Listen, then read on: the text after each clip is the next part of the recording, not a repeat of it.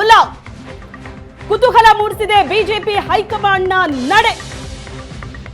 ಸುಮಲತಾ ಅಂಬರೀಶ್ ದೆಹಲಿಗೆ ತೆರಳಿದ್ದಾರೆ. ಸಂಸದೆ ಸುಮಲತಾಗೆ ಹೈಕಮಾಂಡ್ ಬುಲಾವ್ ನೀಡಿದ್ದು ಬಿಜೆಪಿ ಹೈಕಮಾಂಡ್ನ ನಡೆ ಕುತೂಹಲಕ್ಕೆ ಕಾರಣವಾಗಿದೆ.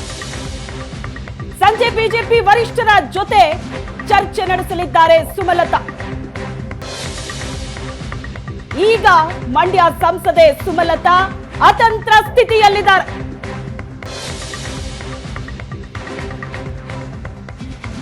ಈ ಬಗ್ಗೆ ಹೆಚ್ಚಿನ ಡೀಟೇಲ್ಸ್ ಅನ್ನ ಕೊಡ್ತಾರೆ ನಮ್ಮ ಪ್ರತಿನಿಧಿ ರವಿ ಶಿವರಾಮ್ ಸಂಪರ್ಕದಲ್ಲಿದ್ದಾರೆ.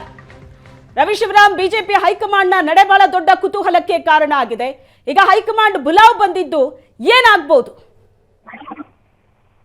ಶ್ವೇತಾ, ನಿಶ್ಚಿತವಾಗಿಯೂ ಸುಮಲತಾ ಅವರಿಗೆ ಬಿಜೆಪಿ ಟಿಕೆಟ್ ಕೊಡುತ್ತೋ ಕೊಡಲ್ವೋ ಎನ್ನುವಂತ ಚರ್ಚೆಗಳು ನಿರಂತರವಾಗಿ ಆಗ್ತಾ ಇದ್ವು. ಈಗ ಬರ್ತಾ ಇರುವಂತಹ ಮಾಹಿತಿಯ ಪ್ರಕಾರ ಬಿಜೆಪಿ ಹೈಕಮಾಂಡ್ ಸುಮಲತಾ ಅವರನ್ನ ದೆಹಲಿಗೆ ಕರೆಸಿಕೊಳ್ತಾ ಇದೆ ಎನ್ನುವಂತ ಮಾಹಿತಿಗಳು ಬರ್ತಾ ಇದೆ. ಅದರ ಅರ್ಥ ಸುಮಲತಾ ಅವರಿಗೆ ಬಹುತೇಕ ಮಂಡ್ಯ ಟಿಕೆಟ್ ಕೊಡೋದಿಲ್ಲ ಎನ್ನುವಂತ ಒಂದು ಸಮಾಧಾನದ ಮಾತುಗಳನ್ನ ಹೇಳುವುದಕ್ಕೆ ಸ್ವತಃ ಜೆ.ಪಿ. ನಡ್ಡಾ ಅವರನ್ನ ಕರೆಸಿಕೊಂಡು ಅವರಿಗೆ ಮಾತುಕತೆಯನ್ನು ಮಾಡಿಸುವಂತ ಸಾಧ್ಯತೆಗಳು ಹೆಚ್ಚಳವಾಗಿದೆ. ಉದಾಹರಣೆಗೆ ಸಿ.ಟಿ. ರವಿಗೆ ಟಿಕೆಟ್ ಅನ್ನ ಕೊಡೋದಿಲ್ಲ ಹೇಳುವಂತ ನಿರ್ಣಯವನ್ನ ಕೈಗೊಂಡಾಗ ಬಿಜೆಪಿ ಹೈಕಮಾಂಡ್ ಅವರನ್ನ ದೆಹಲಿಗೆ ಕರೆಸಿಕೊಂಡು ಅವರಿಗೆ ಸಮಾಧಾನ ಮಾಡಿ ಕಳುಹಿಸಿತ್ತು. ಅದಾದ ಬಳಿಕ ಪ್ರತಾಪ್ ಸಿಂಹ ಅವರಿಗೆ ಟಿಕೆಟ್ ಇಲ್ಲ ಹೇಳುವಂತ ಸಂದರ್ಭದಲ್ಲಿ ಅವರಿಗೂ ಕೂಡ ಕರೆ ಬಂದಿತ್ತು. ರಾಜ್ಯದ ಅಗರ್ವಾಲ್, ಉಸ್ತುವಾರಿಯಾಗಿರುವಂತಹ ಅಗರ್ವಾಲ್ ಅವರು ಪ್ರತಾಪ್ ಸಿಂಹ ಅವರನ್ನು ಸಮಾಧಾನ ಮಾಡಿದ್ರು. ಅಂದ್ರೆ ಟಿಕೆಟ್ ಯಾರಿಗೆ ಕೊಡೋದಿಲ್ವೋ ಅಂತವರಿಗೆ ಸಮಾಧಾನ ಮಾಡುವ ಅಂದ್ರೆ ಅವರನ್ನು ವಿಶ್ವಾಸಕ್ಕೆ ತೆಗೆದುಕೊಳ್ಳುವಂತ ಪ್ರಯತ್ನವನ್ನ ಹೈಕಮಾಂಡ್ ಮತ್ತು ರಾಜ್ಯ ನಾಯಕರುಗಳು ಮಾಡಿಯೇ ಟಿಕೆಟ್ ಅನ್ನ ಘೋಷಣೆ ಮಾಡಿತ್ತು.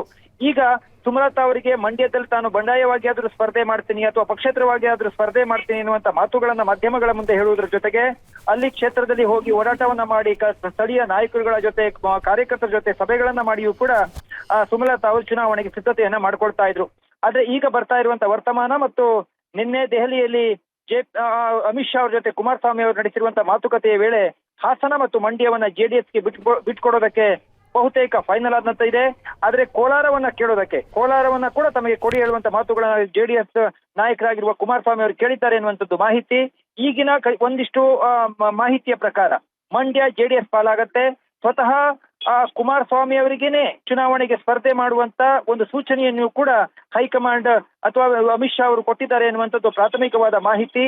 ಈ ಹಿನ್ನೆಲೆಯಲ್ಲಿ ಸುಮಲತಾ ಅವರಿಗೆ ಬಹುತೇಕ ಟಿಕೆಟ್ ಇಲ್ಲ ಅಂತಾನೆ ವಿಶ್ಲೇಷಣೆಯನ್ನ ಮಾಡಲಾಗ್ತಾ ಇದೆ. ಹೀಗಾಗಿ ಸುಮಲತಾ ಅವರಿಗೆ ಸಮಾಧಾನ ಮಾಡುವ ಮತ್ತು ವಿಧಾನಸಭಾ ಚುನಾವಣೆಯ ಸಂದರ್ಭದಲ್ಲಿ ಬಿಜೆಪಿಗೆ ಸಪೋರ್ಟ್ ಅನ್ನ ಮಾಡಿ ಬಾಹ್ಯ ಬೆಂಬಲವನ್ನ ಕೊಟ್ಟು ಬಿಜೆಪಿಯ ಒಂದಿಷ್ಟು ಚುನಾವಣೆಯ ಮತಗಳನ್ನ ಕ್ರೋಢೀಕರಿಸುವಲ್ಲಿಯೂ ಕೂಡ ಸುಮಲತಾ ಅವರ ಪಾತ್ರವನ್ನ ವಹಿಸಿದ್ರು. ಹೀಗಾಗಿ ಲೋಕಸಭೆಗೆ ಅವರಿಗೆ ಟಿಕೆಟ್ ಫೈನಲ್ ಅಂತಾನೆ ವಿಶ್ಲೇಷಣೆಗಳು ನಡೀತಾ ಇದ್ವು. ಆದ್ರೆ ಮೈತ್ರಿಯಾದ ಹಿನ್ನೆಲೆಯಲ್ಲಿ ಮಂಡ್ಯವನ್ನ ಬಹುತೇಕ ಜೆಡಿಎಸ್ಗೆ ಬಿಟ್ಕೊಡೋದು ಫೈನಲ್ ಆಗಿದೆ. ಈ ಕಾರಣಕ್ಕೋಸ್ಕರ ಸುಮಲತಾ ಅವರನ್ನ ದೆಹಲಿಗೆ ಕರೆಸಿಕೊಳ್ಳಲಾಗ್ತಾ ಇದೆ ಎನ್ನುವಂತ ಮಾಹಿತಿಗಳು ಬರ್ತಾ ಇದಾವೆ.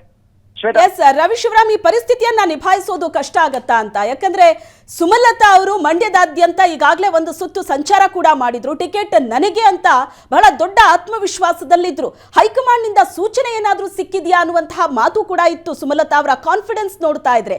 ಆದ್ರೆ ಈಗ ದಿಢೀರಂತ ಟಿಕೆಟ್ ಇಲ್ಲ ಅನ್ನೋದೇ ಕನ್ಫರ್ಮ್ ಆದ್ರೆ ಹಾಗಾದ್ರೆ ಪಕ್ಷೇತರವಾಗಿ ಸ್ಪರ್ಧೆ ಮಾಡುವಂತಹ ಸಾಧ್ಯತೆ ಏನಾದ್ರೂ ಇರುತ್ತಾ?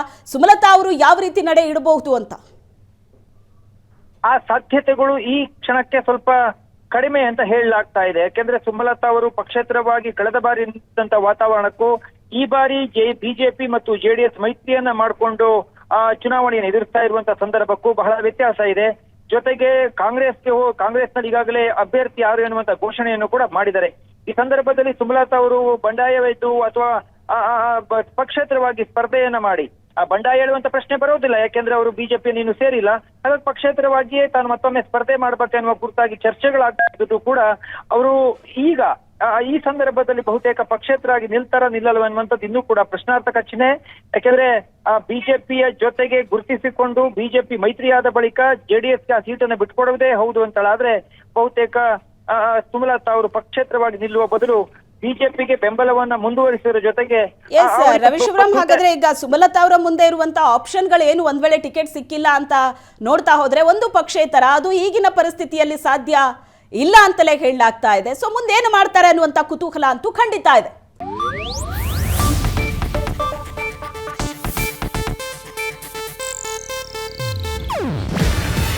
ಇದು ಏಷ್ಯಾನೆಟ್ ನ್ಯೂಸ್ ನೆಟ್ವರ್ಕ್ ಪ್ರಸ್ತುತಿ.